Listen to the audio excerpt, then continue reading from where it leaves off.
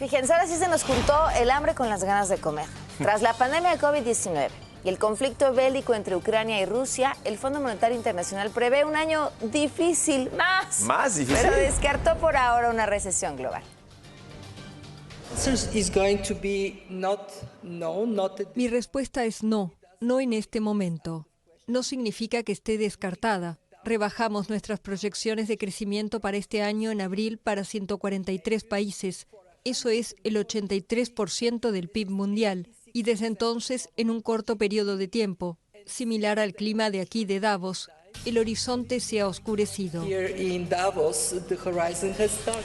eso no, una recesión global, pareciera que la moneda está en el aire, aunque no hay moneda tampoco, para ahondar más sobre este tema, pero sobre todo, ¿cómo nos va a afectar a nosotros en nuestro bolsillo? ¿Cómo le hacemos frente a la situación que estamos viviendo? Nos acompaña Pedro Tello, analista de temas económicos y financieros. Pedro, ¿cómo estás? Bienvenido. Pamela, buenos días. Poncho, buenos días. Hola, Pedro. Gracias por la invitación. Bienvenido. Gracias. A ver, ¿cuál es el panorama al que nos enfrentamos en lo que queda del año y para el próximo? Fíjate que si tuviéramos que establecer una suerte de paralelismo, diríamos que tenemos un 2022 con cielos nublados y amenaza de tormenta. No, bueno, ok.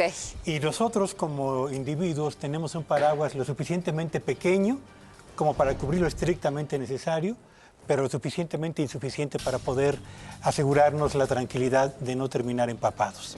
Ese sería, diríamos, el panorama primero de cómo estamos en este 2022. En el caso de los hogares, de las familias, de los jóvenes que han terminado una carrera o están buscando por primera vez un empleo, se enfrentan a una realidad muy adversa.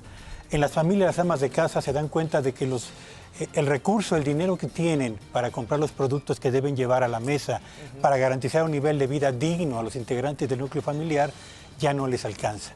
Y los jóvenes que acuden a las empresas industriales, comerciales o de servicios buscando un empleo, se dan cuenta de que las plazas disponibles son escasas y los salarios francamente muy poco estimulantes.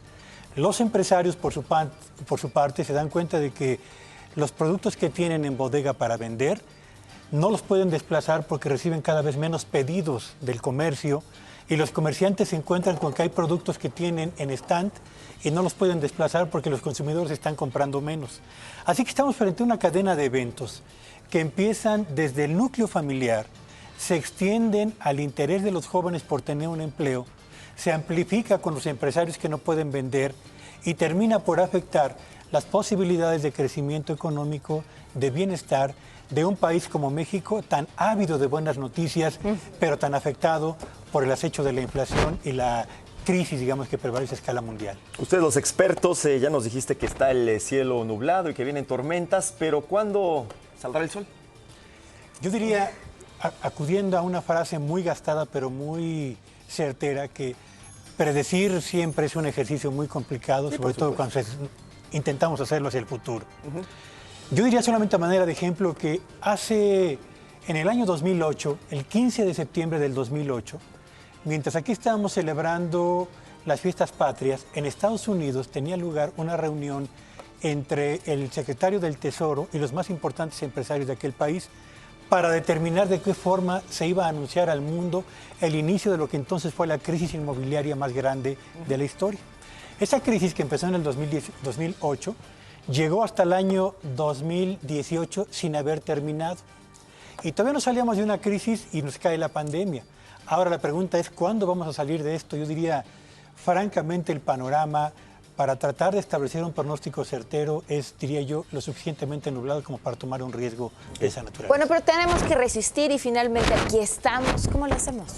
Yo diría que cuando enfrentamos una circunstancia tan compleja como la que en este momento define el presente y condiciona el futuro inmediato, a nivel de finanzas personales, pero a nivel también de finanzas del hogar, habría que seguir 4 recomendaciones básicas. La primera y la más importante: tiene usted un empleo, trabaja usted por su cuenta, tiene usted una empresa, cuide su fuente de ingresos. Es decir, ser puntuales, aportar la mayor parte de nuestro talento al desarrollo de las actividades que realizamos a título personal o como parte de una empresa o como empresarios, es absolutamente indispensable para mantener el ingreso que hoy en día nos permite comprar productos.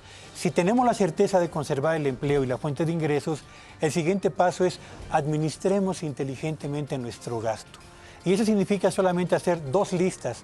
Una, con los productos estrictamente indispensables para garantizar el bienestar personal y de los integrantes del núcleo familiar, y una segunda lista con los productos de los que podemos prescindir en el corto plazo.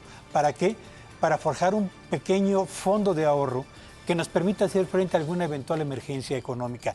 Tercera recomendación, tiene usted 3 tarjetas de crédito, yo le diría, deshágase de 2 y concentre toda la deuda de las 3 tarjetas en aquella que le cobra la menor tasa de interés para poder tener el control de cuánto debe y cuándo debe pagar. Y por último, solo recomendaría contratar un crédito si usted tiene la tranquilidad de conservar su empleo y de garantizar ingresos que le permitan pagar en tiempo y forma aquella deuda que está por contratar.